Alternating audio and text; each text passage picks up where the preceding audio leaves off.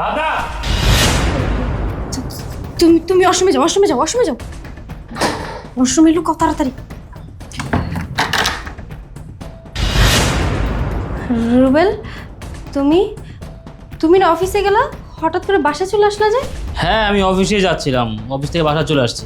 কিন্তু তোমার অবস্থা কেন? তুমি এরকম পেরেশানিতে কেন? তোমার কথা শুনে মনে হচ্ছে তুমি খুব পেরেশানিতে আছো। কি হয়েছে? কিছু হয় নাই, তোমার জন্যই তো পেরেশানি হচ্ছি। তুমি না বলে হঠাৎ করে বাসা চলে আসছো, এখন কি রান্না করব, কি খাবো? শোনো না, আমার না অনেক মোমো খেতে ইচ্ছে করছে। চলো না আমরা বাইরে গিয়ে মোমো খেয়ে আসি। কি বললে তুমি? বাইরে যাবে? এখন তুমি বাইরে যাবে মোমো খাওয়ার জন্য? আরে বাইরে প্রচন্ড পরিমাণে বৃষ্টি হচ্ছে, বৃষ্টিতে রাস্তাঘাট তলায় গেছে, আমি যে কোনো অফিসে যেতে পারি না, বাসায় চলে আসছি, আর তুমি বলতেছো মোমো খাওয়ার জন্য বাইরে যাবে, তাই না?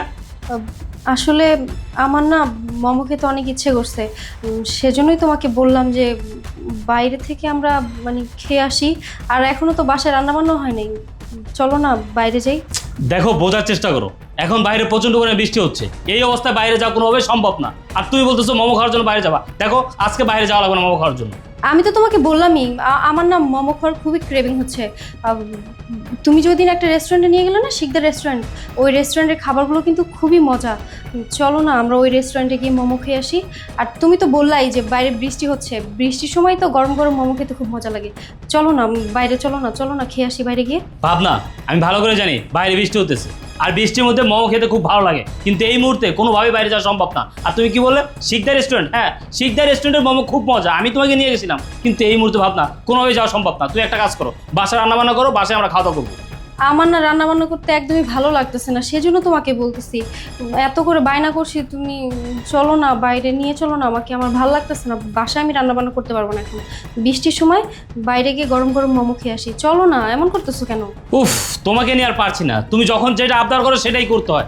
ঠিক আছে, আমি তোমাকে নিয়ে বাইরে যাব, এখন তুমি চাপো, আমার ওয়াশরুমে যেতে হবে, আমার হাত মুখ পরিষ্কার করতে হবে, কাপড় চোপড় নোংরা। ওয়াশরুমে যাবা? না না না না, তোমাকে ওয়াশরুমে যেতে হবে না। তাছাড়া তুমি তো ওইরকম ভিজো নাই, হালকা পাতলা ভিজেছো, কিছু হবে না। আর এখন তো আমরা বাইরে যাব, বাইরে বৃষ্টি পড়ছে, বাইরে গেলে এমনিতেও ভিজে যাব, কি দরকার আরেকটা কাপড় নোংরা করার?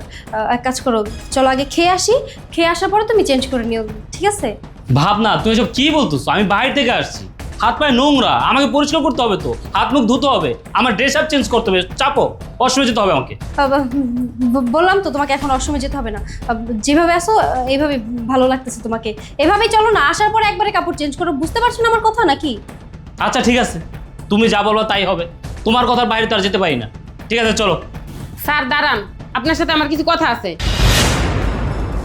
এই বুড়াই, তুই তোর স্যারকে কি বলবি রে? বেশি কথা না বলে কাজ কর, বাসায় কাজ কর, কাজ ফেলে রেখে স্যারের সাথে কি কথা? ম্যাডাম, আপনি যত কথাই কর না কে, আজকে আমি স্যারের কাছে সব কয়ে দিম। তুই তো অতিরিক্ত কথা বলতেছস। আমি তোকে বলছি বাসার কাজ করতে গিয়ে, আর তুই কাজ না করে আমার উপর দিয়ে কথা বলতেছিস, আমার মুখে মুখে তর্ক করতেছিস, আবার বলতেছিস স্যারের সাথে কথা বলবি। তুই আমার সামনে দাঁড়া, তোর স্যারের সাথে কথা বলবি? আমি তোর স্যারকে নিয়ে এখন বাড়ির বাইরে যাব, তোকে আমি ভালো ভালো বলতেছি, এখন চোখের সামনে থেকে যা, গিয়ে কাজ কর। তোর যত কথা আছে যখন বাসায় আসবো তখন বলবি, যা। না ম্যাডাম, স্যারকে আমি এখনই বলবো, পরে বলতে গেলে অনেক দেরি হয়ে যাব।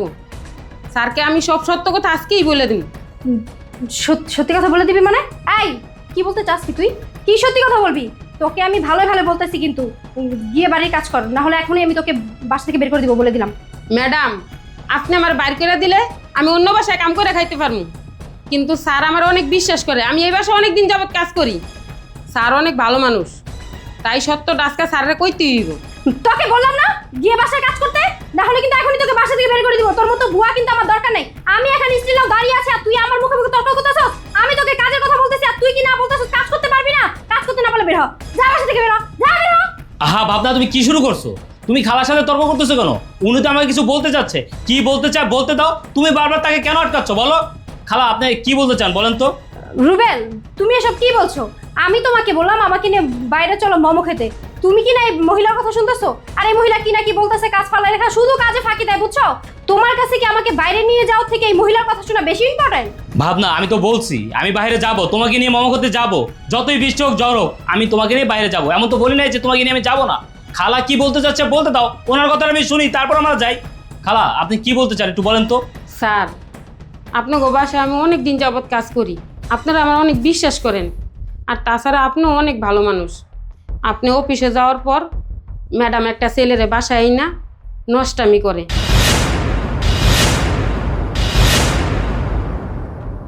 আমি এগুলা চোখদা দেখাও আপনারা কিছু বলতে পারি না, কিন্তু আজকে সুযোগ, আজকে আমার সত্যটা বলতেই হইব, কারণ ওই ছেলেটারে ম্যাডাম ওয়াশরুমের মধ্যে লুকায় রাখছে।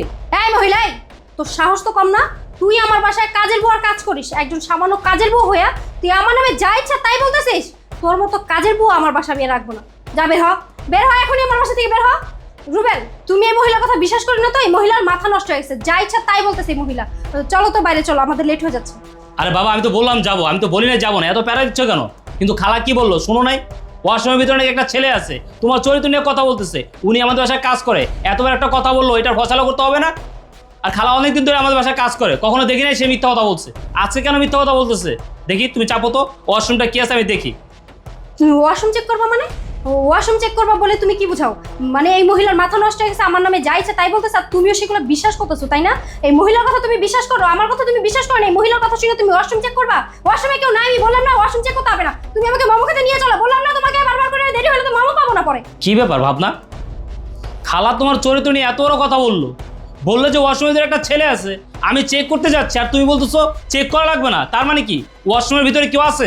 স্যার, আপনি ম্যাডামের কথা বিশ্বাস করেন না, আপনি ওয়াশরুমটা একটাবার চেক করেন, তাইলে আপনি সত্যটা জানতে পারবেন। রুবেল, এই মহিলার মাথা সত্যি সত্যি নষ্ট হয়ে গেছে, যা ইচ্ছা তাই বলতেছে। তুমি বিশ্বাস করো আমার কথা, ওয়াশরুমে কেউ নাই, তুমি আমাকে নিয়ে মোমো খেতে চলো তো। থামো, কে সত্য কথা বলতেছে আর কে মিথ্যা কথা বলতেছে এখন আমার কাছে সব কিছু ক্লিয়ার। দেখো, ওয়াশরুমে দিয়ে কে আসো, এখন এই মুহূর্তে ওয়াশরুম থেকে বের হয়ে আসো। আর আমাকে যদি ওয়াশরুম থেকে বের করতে হয় তাহলে আমার থেকে খারাপ তোমার জন্য আর কেউ হবে না।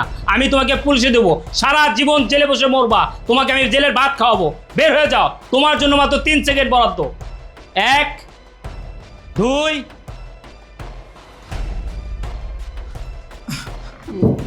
না না ভাই, আপনি দয়া করে আমাকে পুলিশে দিবেন না, এখানে আমার কোনো দোষ নেই, আমি এখানে নিজের ইচ্ছায় আসিনি। আমাকে তো এখানে আপনার ওয়াইফ নিয়ে আসছে। আমি আপনার ওয়াইফকে অনেকবার বলেছিলাম যে আমি তোমাদের বাসায় যাব না, যদি তোমার হাজবেন্ড দেখে ফেলে তাহলে অনেক সমস্যা হবে, কিন্তু আপনার ওয়াইফ ও তো আমার কোনো কথাই শুনলো না, ও আমাকে জোর করে আপনাদের বাসায় নিয়ে আসছে।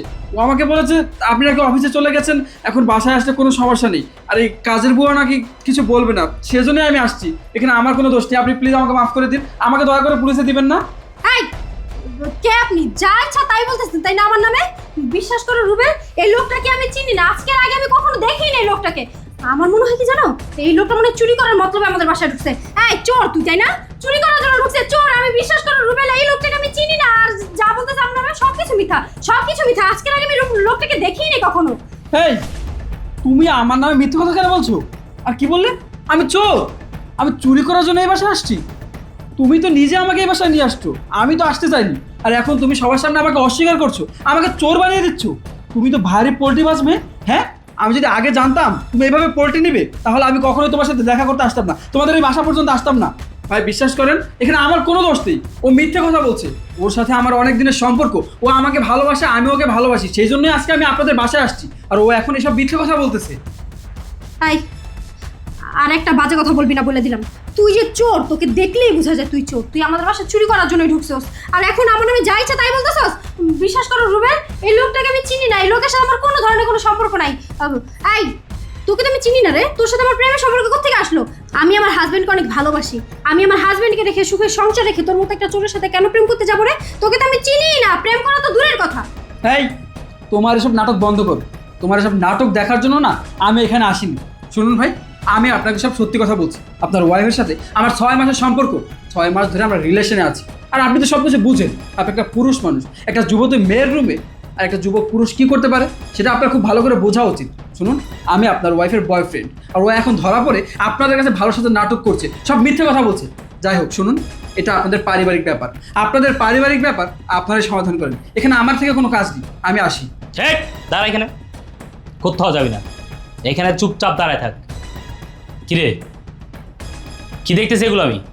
হ্যাঁ, আমি বাসায় না থাকলে তুই তোর বয়ফ্রেন্ডের বাসার ভিতরে নিয়ে আসোস নষ্টামি করার জন্য, নোংরামি করার জন্য। ও, এই কারণে তো বলি আমি বাসা আসার সাথে সাথে কেন বারবার বলতেছো চলো বাইরে যাই বাইরে যাই, মোমো খেতে ইচ্ছে করতেছে, আজকে বাইরে বৃষ্টি হচ্ছে, রাস্তাঘাট সব পানিতে তলাই গেছে, অথচ তুমি বলতেছো আমাকে নিয়ে বাইরে যাবা, মোমো খাবা। এইটাই তাহলে তোমার উদ্দেশ্য? হ্যাঁ, তুমি যে প্রেম করো, বাসায় এসে নষ্টামি করো তোমার বয়ফ্রেন্ডের সাথে, আমি যেন কোনোভাবে জানতে না পারি, এই কারণে আমার বাসাতে বাইরে নিয়ে যাবো, তাই না? হ্যাঁ, এখন তুমি সব কিছু জানতে পারছো। কেন করছো এই কাজটা? কেন করছো এই কাজটা? কি অপরাধ ছিল আমার? হ্যাঁ, আমার কোনো অপরাধ ছিল? কোনো কিছু অপূর্ণ রাখছি? তুমি যখন যা চেয়েছো তাই দিছি, যখন যা বলছো তাই করছি, তাহলে দিনের পর দিন আমার কেন ঠকাইছো? তোমার বয়ফ্রেন্ড কেন আমার বাসা আনছো? ছি ছি ছি ছি, তুই এই কাজটা কি করে করতে পারলি? এই ভাবনা একবার চিন্তা করলি না আমার কথা? একবার এই সংসারের কথা চিন্তা করলি না? একবার চিন্তা করলি না যখন আমি জানতে পারবো তুই তোর বয়ফ্রেন্ড নিয়ে বাসা আসছোস, তখন আমি কতটা কষ্ট হবো? একবারও চিন্তা করলি না? কেন করলি না? হ্যাঁ ভাবনা, তুই জানতি না আমি তোর কতটা ভালোবাসতাম, কতটা বিশ্বাস করতাম? তুই আমার বিশ্বাস এইভাবে ভেঙে দিলি কেন? কি অপরাধ? আমার কি দোষ ছিল? আরে তোর একটা ছেলের সাথে সম্পর্ক, সেটা তুই আমার বলতেই পারতি। তো দিনের পর দিন বাসায় এসে নষ্ট করার কোনো দরকার ছিল না, দিনের পর দিন আমাকে ঠকানোর কোনো দরকার ছিল না, আমি তোকে বিদায় করে দিতাম। যেহেতু তোর আমার ভালোই লাগে না, ওকে যেহেতু তোর ভালো লাগে আমারও বলতি, ওর সাথে তোর আমি বিয়ে দিয়ে দিতাম, কিন্তু তুই সেটা করতে, তুই কি করছস? বাসায় আইনা ওয়াশরুমের মধ্যে লুকায় রাখছস যেন আমি কোনোভাবে জানতে না পারি। ছি ছি ছি ছি, আজকে যদি এই খালা সত্য কথাটা আমাকে না বলতো, তাহলে তো আমি কোনোদিন জানতে পারতাম না যে তুই একটা ছেলের সাথে সম্পর্ক করছ, ওই ছেলেকে বাসা নিয়ে আসছ, নষ্টমি করছ, তুই একটা নষ্ট মেয়ে। রুবেল, তুমি আমাকে ভুল বুঝো না। হ্যাঁ, মানছি যে ওর সাথে আমার একটা রিলেশন আছে, কিন্তু তুমি বিশ্বাস করো আমি তোমাকে অনেক ভালোবাসি। আমি চাই না তোমার আর আমার সম্পর্কটা নষ্ট হয়ে যাক, আমাদের সংসারটা ভেঙে যাক। তুমি আমাকে মাফ করে দাও প্লিজ। কি বললি তুই? তুই আমার ভালোবাসোস? তুই আমার ভালোবাসোস? তুই যে আমার কি ভালোবাসোস সেটা আমার বোঝা হয়ে গেছে। আর এই সংসারের চিন্তা করতেছোস? এই তুই যদি এই সংসারের চিন্তা করতি তাহলে নাগর জুটাইতে না, এই নাগর বাসা নিয়ে আসতি না, নষ্টামি করতি না, পরকীয়া লিপ্ত হতি না। দেখ আমার যা বোঝার বোঝা হয়ে গেছে। তুই একটা কাজ কর, তোর এই বয়ফ্রেন্ড নিয়ে, তোর এই নাগর নিয়ে এখন এই মুহূর্তে আমার বাসা থেকে বের হয়ে যা। আমি তোর মতো নষ্ট মেয়ের সাথে আর সংসার করতে চাই না, কোনো সম্পর্ক রাখতে চাই না। তোর সাথে আমার এক ছাদের নিচে থাকা একদমই সম্ভব না। বের হয়ে যা আমার বাসা থেকে। আপনি সব কি বলছেন? আপনার কি মাথা ঠিক আছে? ওকে নিয়ে আমি কোথায় যাব? ও একটা বিবাহিত মেয়ে, আর আমি এখন পর্যন্ত বিয়ের সাথে কিছুই করিনি। ওর মতো একটা বিবাহিত মেয়েকে যদি আমি বিয়ে করি তাহলে আমার ফ্যামিলি কখনো মেনে নেবে না। ওর মতো একটা বিবাহিত মেয়েকে আমি বিয়ে করবো না। সো ওরে নিয়ে আমি কোথাও যাব না।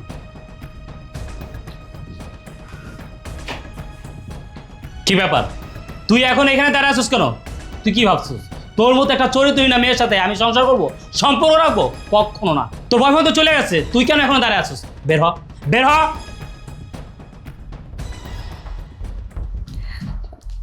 কি কি বলবি? বের হ, বের হ আমার বাসা থেকে। তোর এই মুখটা আমি আর দেখতে চাই না, বের হ।